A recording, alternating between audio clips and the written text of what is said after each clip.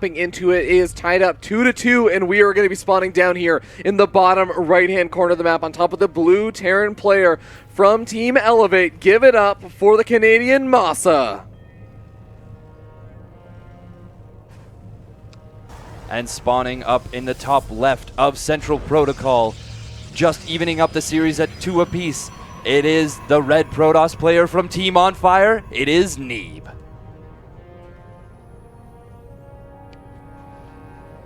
MaSa came in today. He thought, you know what?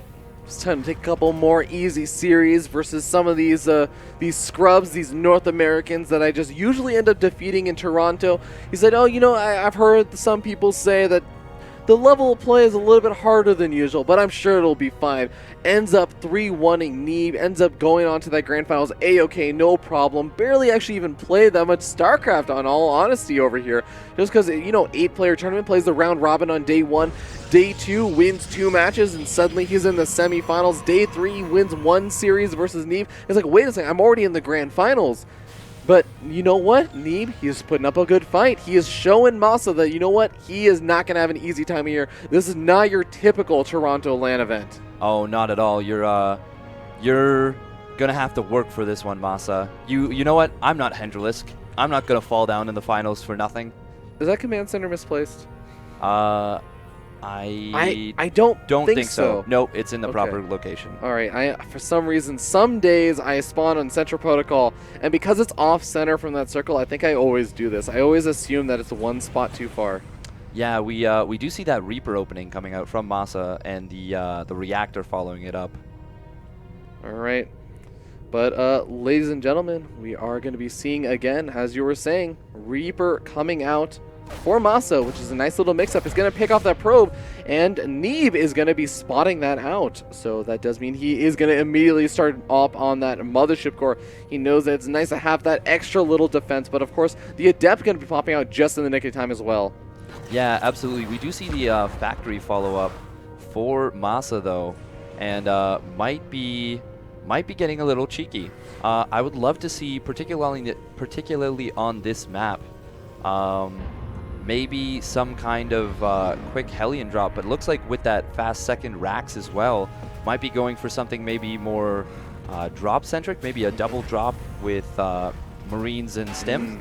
Well, that might end up being very interesting because he's going to be going up against a Stargate play from Neeb once again. Neeb has definitely been favoring these Stargates, going for the Oracle, and of course he has also been known to go for the safety Phoenix, the singular Phoenix, try and deal with drops or at least put a timer on them.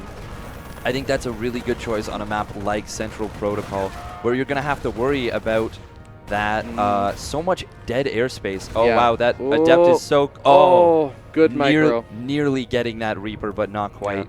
Yeah. And, of course, just a quick mention, of course, because I'm sure everyone will be on my butt about it. Of course, the Stargate and the Phoenix, also very nice for Liberators, which I will say also... On this map, we have seen some crazy Liberator play, not necessarily in this matchup. It was in Terran versus Zerg, Semper versus Scarlet, but still, there are some really nice areas. If you can get into your opponent's natural expansion, if you can get up at that ramp, you can separate your opponent off from their third expansion, and if some Liberators set up over there, suddenly, this third expansion for Neeb is so hard to defend. In fact, Neeb is taking a very early third expansion, all things considered. Yeah, he is taking a third expansion. Nice scout from MaSa, but we do see who's already prepared for the potential of that Oracle with that sneaky Widow Mine burrowing beside the left. Yeah, you can see it with the wireframe right there, but I don't think Neeb's going to be able to see that, and when I say I don't think so, I mean absolutely not. Yeah, he's going to be coming on in with this Oracle. We'll see if he swings in that way, because, you know, it's always a little bit hard to predict that Oracle path. MaSa may even try to bait him into that location. Look at this. Oh, so close to getting him over there. Not quite able to, and that Oracle does sneak on out. Now, I want to note, MaSa is not aware of how fast this third expansion is for Neeb. No, he is not aware of that, but if we look at the army supply, because MaSa's gone for that early bit of extra production, he's quite a bit ahead in army. Neeb not yet getting up his own production. Yeah, you know, it's pretty typical when you go, not only for an early expansion, but when you go for this kind of Oracle opening, you tend to want to cut a little bit on your unit production, just because you say, you know what, the Oracle is, in a sense, going to be my army. It's going to be what keeps my opponent, similar to how you might say, you know, Mutals keep your opponent back and buy yourself time. The Oracle does the exact same thing and lets you power into that production a little bit later on, but in a very sudden burst. Yeah, we do see MaSa going for what appears to be a Widowmine drop. Yeah. Has not been scouted out yet. Could do a lot of damage. Like, wait a second, I can actually drop a little bit sooner than I thought with this third expansion. Drops a single Widowmine over there. Now Neeb is very quick to pull his workers away and going to sacrifice a single probe. Of course, this other medevac with the 2 Widowmines going to be coming in, but Sentry and Stalker are going to be enough to ward it away, surprisingly enough. Yeah, there was a couple of depths down there, so if MaSa had tried to drop, it would have probably had them be focused down. Nope, MaSa is all about it. He comes in with the Widowmines. No pull from Neeb. 5 workers and 4 workers go down, and one of the Widowmines even picks up and escapes. The other Widowmine going to be on cooldown. I think that MaSa might be trying to go for the main base. I think he's going to try and get a Widowmine at every single base. I love this play from MaSa. Meanwhile, he is actually going for a heavy 2-base commitment. Already got the stim, already got that combat shields nearly done, and going up to, I believe, now 5 racks potentially. Oh, Photon Overcharge comes out a little bit late. That Widowmine burrows in safely into position. The other Widowmine in the natural expansion does get taken out, but he's delaying so much mining right now. And this is exactly what you were saying. Neeb actually out of position right now, and this third expansion is going to end up going down as well as those 8 workers.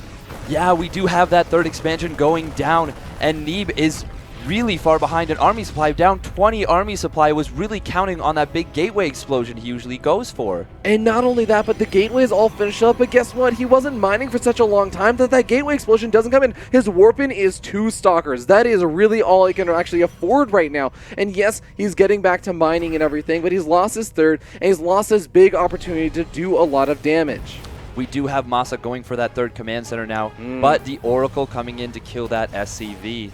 Yeah, Oracle going to come in and do a little bit more than just killing the SCV. Of course, MaSa going to have something to say about that as he moves out with some of these Marines in the medevac, trying to secure this third expansion location. But at the end of the day, we have to remember Neeb going for that Templar Archives. He can still get some money storms, still make some really, really big damage happen. But the question is, when does he actually reestablish that third, if he establishes it at all? Yeah, it's going to be really tough to do so on this map.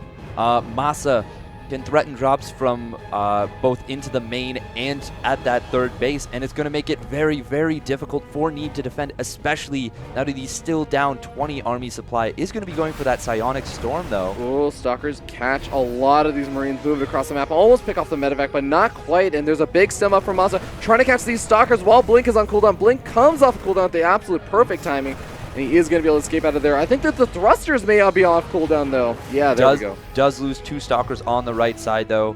Good trade for MaSa. Oh, and drop in the main base. Does get Photon Overcharge and picked off by the Stalkers, as we catch a little bit of glimpse of that at the last second. But again, still no third expansion for Neeb. I think that this may just be an all-in at this point.